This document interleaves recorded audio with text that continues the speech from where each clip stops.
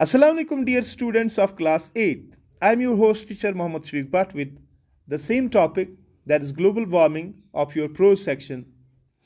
So let's continue. The reduction in snowfall, together with the fast receding glaciers, has resulted in water scarcity for irrigation and hydropower generation in some seasons. Frequency of flooding has also increased. Coupled with the unplanned urbanization and mismanagement of the Jhelum floodplains, the situation is going to be alarming in the near future. Most of the wetlands that used to act as sponge during flooding are being converted into concrete landscape.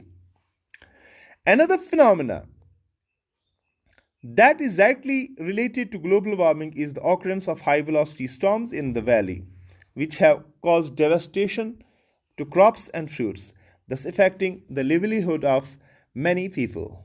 Recently, Kashmir has been witnessing drastic change in precipitation as well as seasonal changes. In the process, some seasons like early spring have been completely lost. The change is felt as most of the spring flowers like the narcissus that normally used to flower in March can now be seen in full bloom in January or February. तो अब मैं इसका translation करता हूं ताकि आपको ज़्यादा समझ आए। तो शुरू करते हैं।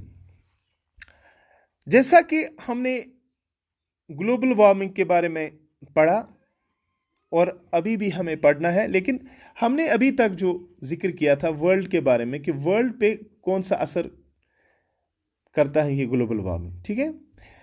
तो इसी तरह से हमने सब कॉन्टिनेंट में देखी बहुत सारी कंट्रीज, जैसे हमारे चाइना हुआ, इंडिया है, पाकिस्तान है, अफगानिस्तान, नेपाल या बांग्लादेश हैं। इन कंट्रीज पे कैसा असर पड़ा। तो अब जब हम अपनी जम्मू कश्मीर पे अब नज़र दौड़ाएं कि यहाँ कौन सा ये ग्लोबल वार्मिंग का इफ़ेक्ट हो रहा है, तो ये आया है कि जो हमारे कश्मीर में सालाना जो बर्फ़बारी होती थी, स्नोफॉल होती थी, अब उसमें बहुत ज़्यादा कमी आई है, जिसकी वजह से जो हमारी ग्लेशियल कवरेज थी वो कम होती जा रही है। यानी ग्लेशियर्स हमारे बहुत ज़्यादा हुआ करते थे, बहुत बड़ी मकदार में हम देखा करते थे, लेकिन वो रिसीड हो रहे हैं, यानी उनमें कमी होती जा रही है, ठीक है, उनमें कमी होती जा रही है। इसका असर ऐसा है कि एक तो हमें ड्रिंकिंग वाटर फैसिलिटी जो है उसमें भी प्रॉब्लम होती जा रही है, तो हमारी ड्रिंकिंग वाटर फैसिलिटी, और साथ में यहाँ लिखा है कि इरिगेशन, बिल्कुल इरिगेशन में आबपाशी में भी बहुत ज़्यादा कमी आ रही है। इसी तरह से हाइड्रो पावर जनरेशन जो है, जो पावर जनरेशन है, तो उसमें भी कमी आ रही है। बहुत सारी जो सीजन्स हैं, सीजन्स कभी कभी पावर जनरेशन ठीक ठाक होता है, लेकिन कभी बहुत सारी सीजन्स में हम देखते हैं कि ये जो हाइड्रो पावर जनरेशन या इरिगेशन है वो बहुत कम होता है। तो जिस वजह से ये ग्लोबल वार्मिंग का असर है, तो इस वजह से बहुत ज़्यादा प्रॉब्लम्स हमें उठानी पड़ती है। इसके साथ जो फ्लडिंग है, यानी सैलाब बहुत ज़्यादा आ रहे हैं, यानी जो ही बारिश बरसती है, बहुत ज़्यादा बारिश बरसती है, जिस वजह से एब्रप्टली क्या होता है कि ये जो फ्लडिंग है, ये सैलाब जो है किसी एरिया में या किसी पर्टिकुलर एरिया में कहेंगे, या पूरे कश्मीर को ये सैलाब अपने आप में समा देता है।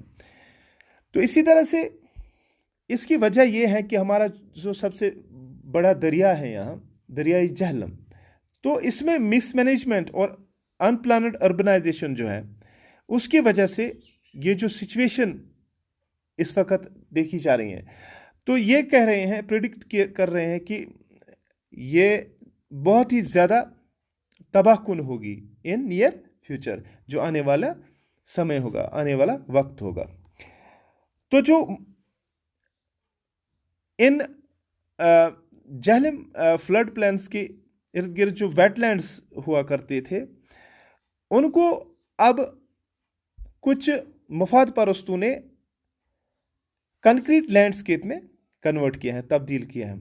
तो जिस वजह से ये फ्लडिंग जो है बहुत ज़्यादा ज़ोर पकड़ती है। तो इसी तरह से एक और प्रॉब्लम होती जा रही है आजकल हमारे कश्मीर में कि हाई वेलोसिटी स्टॉर्म्स आ रहे हैं। ये भी किसका असर है? ग्लोबल वार्मिंग का।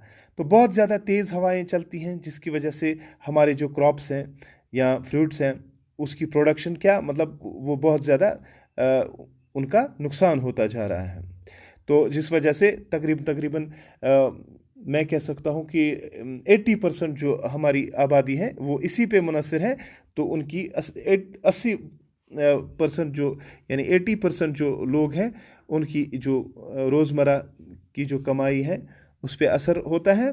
तो वो बहुत ही मुश्किलात में या मुश्किलात से दो चार हो रहे हैं।